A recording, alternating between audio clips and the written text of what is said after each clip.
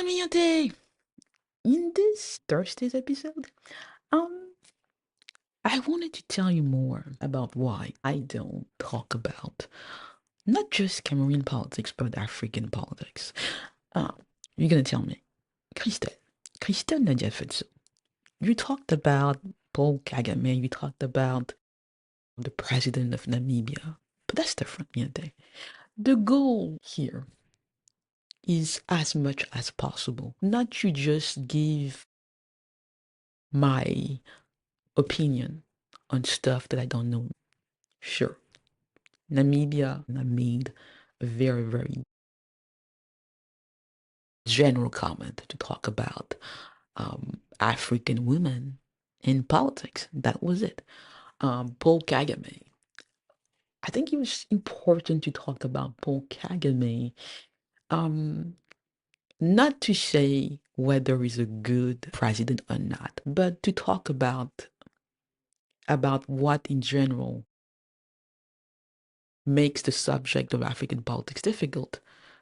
The refusal to acknowledge that even African politics is not black or white. There are people who have goals, who have a vision, who have a record, and you can disagree. You can say, and it's always the case, politics is never pure. People make pragmatic decisions. People decide to say, okay, we're going to do this, we're going to do that. Kagame um, has done something, whether you disagree or not, he has done something. You can say good, bad, but he's doing shit, you know? You can disagree about what it means. You can say, yes, he's ruthless. Of course, can he be something other than that when he's deciding to make Rwanda into Singapore? How? How? He's watching South African president in the Oval Office with Trump. You look at it and you have questions, but I'm avoiding and partisan, the um, especially in Cameroon, talking to you about all of that is to avoid saying anti-intellectual crap. Thatcher used to say something that is very, very famous, became very, very famous when she was talking about her neoliberalism politics with, Reagan and everything else. And her argument was there is no alternative. Tina, there is no alternative. The welfare state was going to end.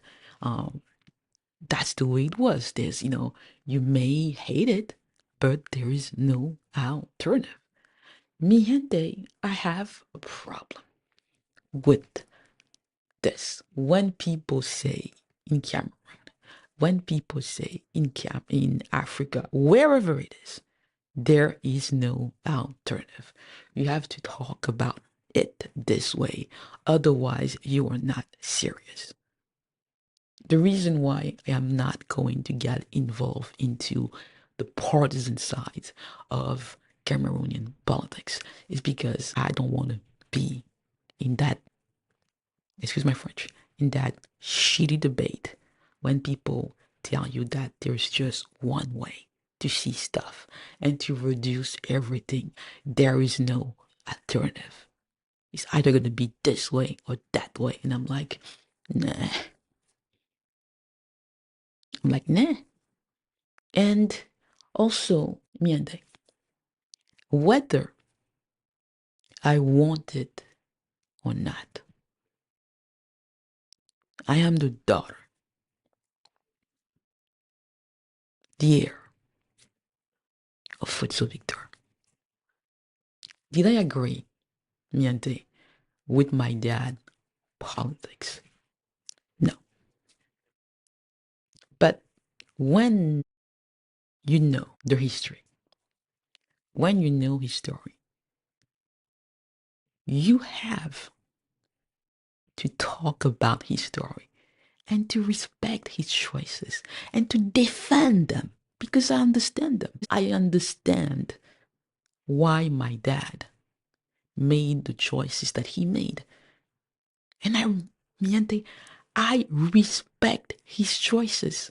They were his. They were legitimate. I understand them. And I'm going to surprise you guys.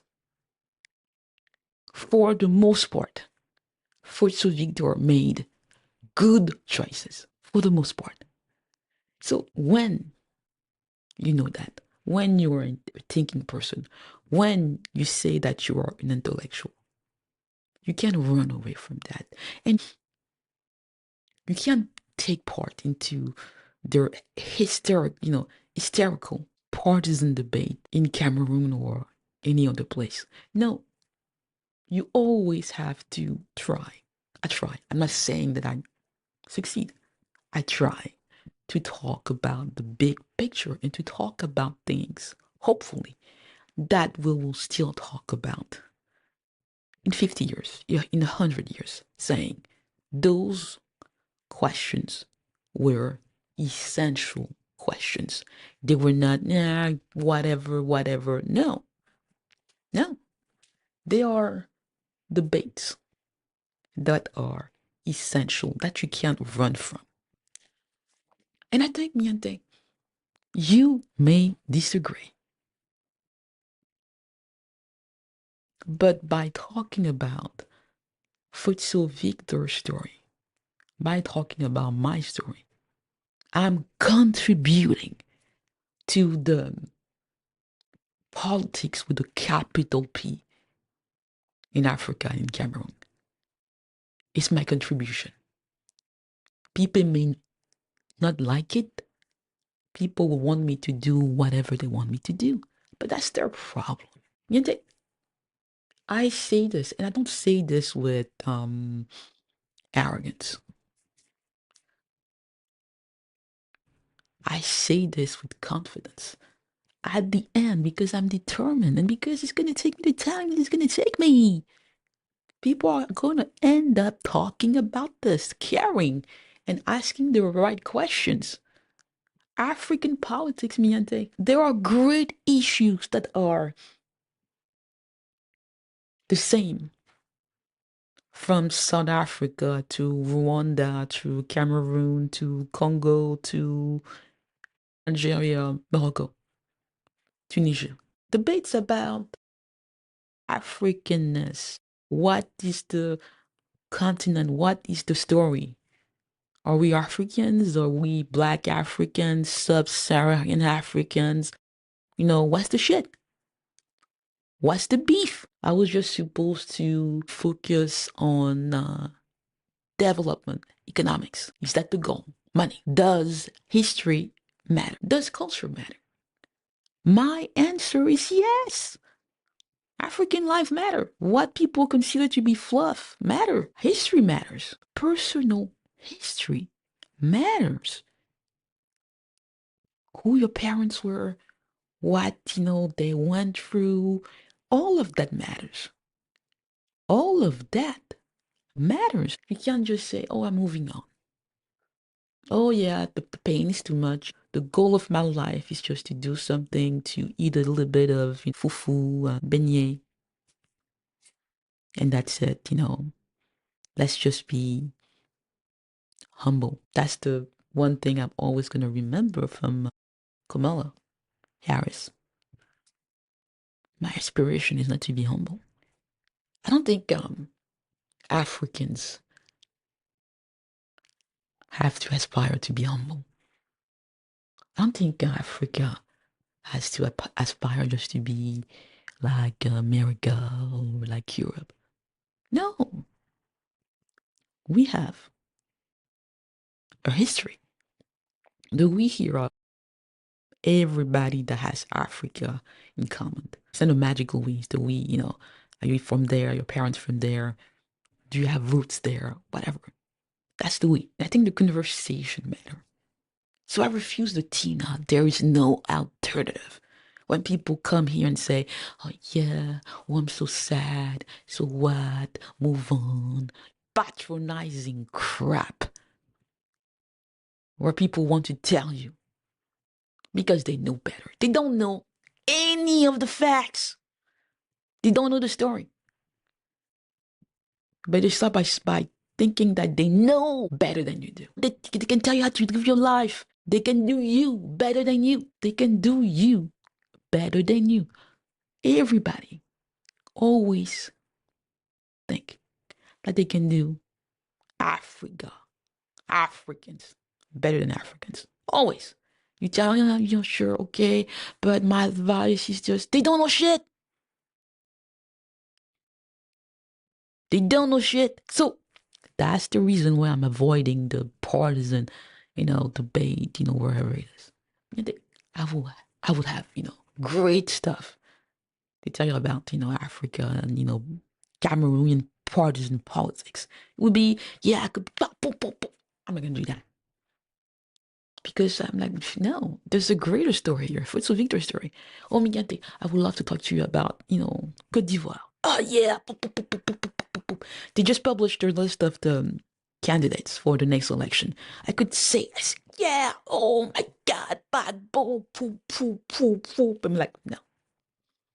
I could talk to you about South Africa, Malema, yeah, whatever. No.